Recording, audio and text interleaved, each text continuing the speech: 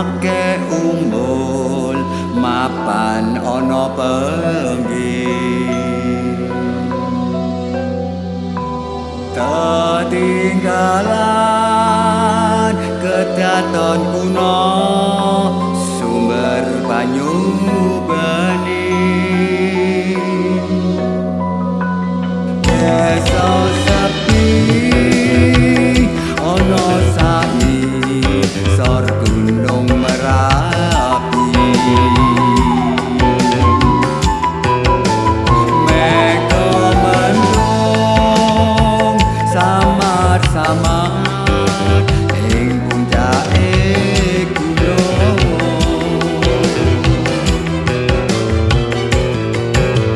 wong gila ing sekare bawana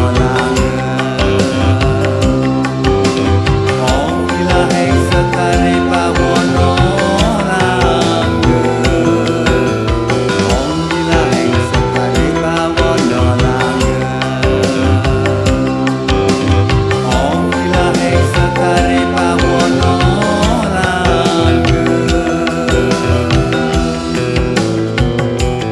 kupu-kupu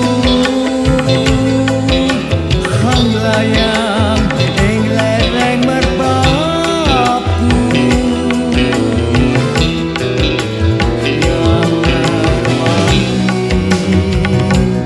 mawar mati kembang mondok kaki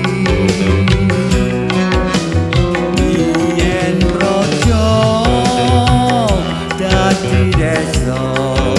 pancen jagat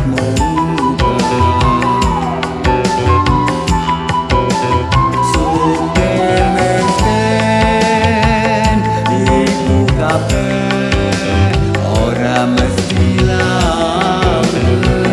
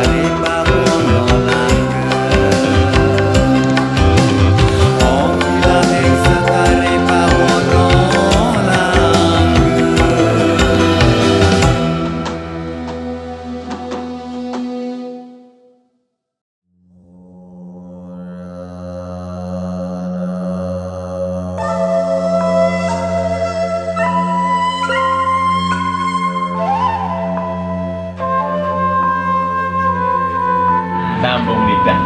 Wong Jawa saka tembunge Nah, dari semua ini, ya kan, kamu pasti akan kecewa